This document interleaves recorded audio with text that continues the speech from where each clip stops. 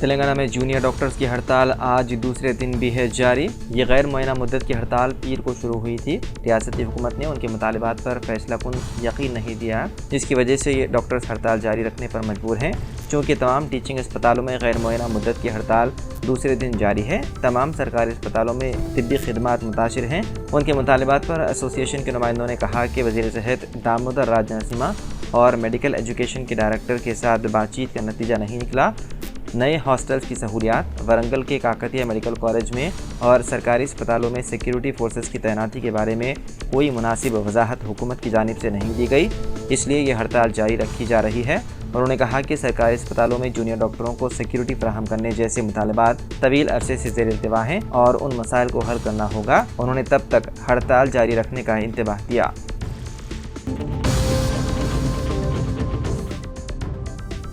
तेलंगाना के ज़िले कामारेड्डी में पेश आए खौफनाक सड़क हादसे में एक शख्स की मौत हो गई, जबकि दीगर 20 जख्मी हो गए। यह हादसा ज़िले के गांव केसमपल्ली में मंगल की सुबह नेशनल हाईवे 44 पर उस वक्त पेश आया जब एक खानगी ट्रेवल्स की बस लॉरी से टकरा गई। इत्तलात के मुताबिक ये बस हैदराबाद से आदिलाबाद की तरफ जा रही थी। जख्मियों को कामारेड्डी एरिया अस्पताल मुंतकिल किया गया। पुलिस ने सिलसिले में मुकदमा दर्ज करते हुए मुख्तलिफ जावियों से तहकीकात में है मसरूफ़।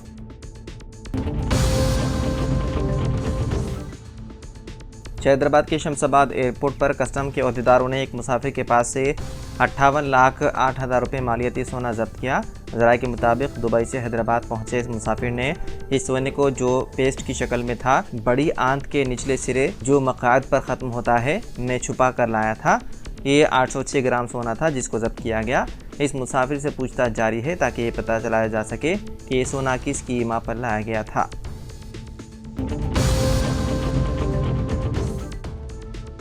दिल्ली के पानी के बहरान के मामले पर भोगल में गैर मुअय्यना मुद्दत के लिए भूख हड़ताल पर बैठी आम आदमी पार्टी की वज़ीर आतिशी की तबीयत आज अरल सुबह अचानक बिगड़ गई। उसके बाद उन्हें लोकनायक जयप्रकाश नारायण अस्पताल में दाखिल कराया गया। अनशन के चौथे दिन पीर के रोज़ आतिशी का ब्लड शुगर लेवल 43 और मंगल की सुबह 3 बजे 36 तक गिर गया। उसके बाद डॉक्टरों ने उन्हें फौरी तौर पर अस्पताल में दाखिल करने का मशवरा दिया। वो गुज़िश्ता 5 दिनों से कुछ नहीं खा रही हैं और हरियाणा से दिल्ली के हिस्से का पानी जारी करने का मुतालबा करते हुए गैर मुअय्यना मुद्दत के लिए भूख हड़ताल पर हैं।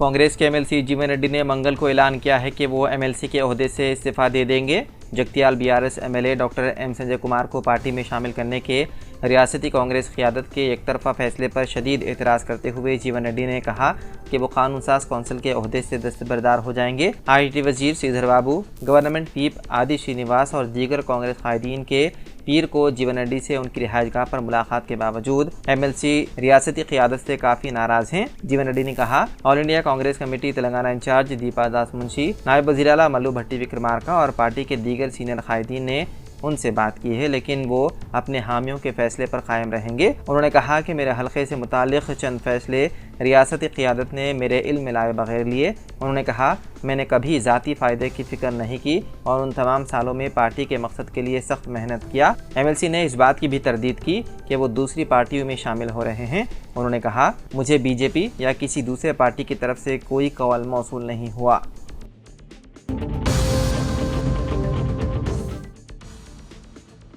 नवतामीरशुदा राम मंदिर की इफ्तिताह को अभी चंद माह भी नहीं गुजरे कि पहली बारिश में मंदिर की छत टपकने लगी। राम मंदिर के बड़े पुजारी आचार्य सत्येंद्र दास ने इस बात की तस्दीक की। उन्होंने कहा कि राम मंदिर की छत से पानी टपकने लगा और बाहर के अहाते में पानी जमा हो गया। उनके मुताबिक जहां रामलला मौजूद है वहां भी पानी भर गया। उन्होंने बताया कि राम मंदिर के अंदर भी बारिश का पानी भर गया, जो बाइस फिक्र है। आचार्य का कहना है कि जो राम मंदिर तामीर हुआ है उसमें पानी निकलने का कोई रास्ता नहीं है, इसकी वजह से पानी ऊपर से टपकने लगा। ये बहुत बड़ा मसला है। सबसे पहले इस मसले की जांच होनी चाहिए।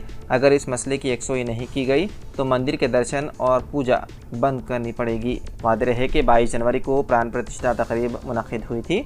हालांकि अभी राम मंदिर की तामीर का काम मुकम्मल नहीं हुआ। कहा जा रहा है कि साल 2025 तक ये काम मुकम्मल हो जाएगा।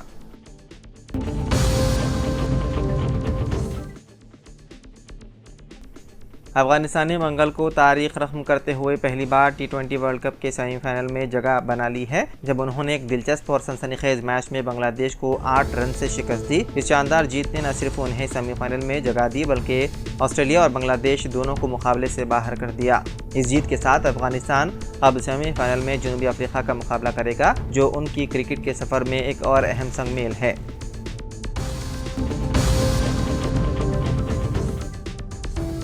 तेलंगाना की तरह आंध्र प्रदेश हुकूमत ने आरटीसी बसों में खवातीन को मुफ्त सफ़र की सहूलत का वादा किया, जिस पर अमल अंदरून 1 माह शुरू होगा। रियासती वज़ीर ट्रांसपोर्ट एम राम प्रसाद रेड्डी ने कहा कि इंतखाबी मंशूर में आरटीसी बसों में खवातीन के लिए मुफ्त सफ़र की सहूलत का वादा किया गया था, जिस पर अमल में हुकूमत संजीदा है। उन्होंने कहा कि अंदरून 1 माह वादे पर अमल होगा। हुकूमत ने आरटीसी और महकमे ट्रांसपोर्ट से स्कीम पर अमल पर रिपोर्ट तलब की। ओहदेदारों से इस्तफसार किया गया कि मुफ्त सफ़र से आरटीसी पर किस कदर इजाफी बोझ आयद होगा। स्कीम पर अमलावरी से कबल तेलंगाना और कर्नाटक में अमलावरी का जायजा लिया जाएगा। ओहदेदारों से कहा गया है कि वो मुफ्त सफ़र की स्कीम के रहनुमाना खतूत तय करें।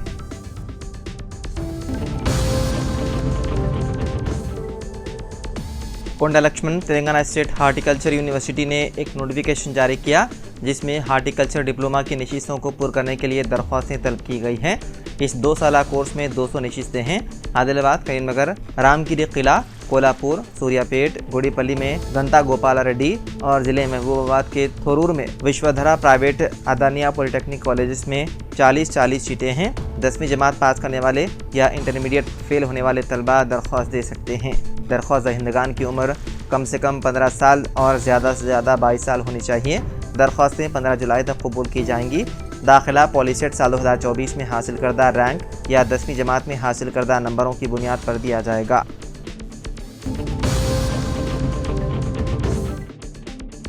साउथ वेस्ट के additional deputy commissioner of police Ashfaq Siddiqui ने आवाम से अपील की है कि वो रात 12 बजे के बाद घरों से गैर ज़रूरी बाहर ना निकलें।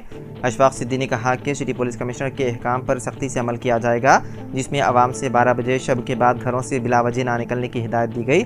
बिना किसी वजह रात 12 बजे घरों से निकलने वालों के खिलाफ कानून के मुताबिक कार्रवाई की जाएगी और रातों में अवामी मकामात पर हर किस्म का नशा करने वालों को भी सख्त इंतबाह दिया गया।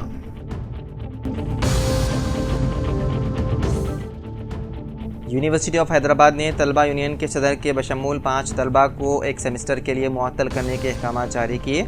उन पर इल्ज़ाम है कि वाइस चांसलर की क़यामगाह पर हमले की कोशिश की गई और जबरन दाखिल होकर हंगामाराई की। तलबा तंजीमों ने वाइस चांसलर के फैसले के खिलाफ एहतजाज किया। अगरचे तलबा की मुअत्तली के अहकाम 31 मई को जारी किए गए, लेकिन तलबा तंजीमों को ताख़ीर से अहकाम के बारे में इत्तला मिली। जिन तलबा को एक सेमेस्टर के लिए यूनिवर्सिटी कैंपस से मुअत्तल किया गया, उनमें अतीक अहमद, के मारिया जॉर्ज, जी मोहित, सोहेल अहमद और PM आशिका शामिल हैं। मज़कूरा तलबा को हॉस्टल से एक सेमेस्टर तक मुअत्तल किया गया। इसके अलावा यूनिवर्सिटी वाइस चांसलर के खिलाफ एहतजाज करने वाले दीगर 5 तलबा पर फी कस 10,000 रुपये जुर्माना आयद किया गया। बताया जाता है कि वाइस चांसलर की जानिब से सुकून कल्चर फेस्टिवल को लम्हे आखिर में मनसूख करने के खिलाफ तलबा ने एहतजाज किया था।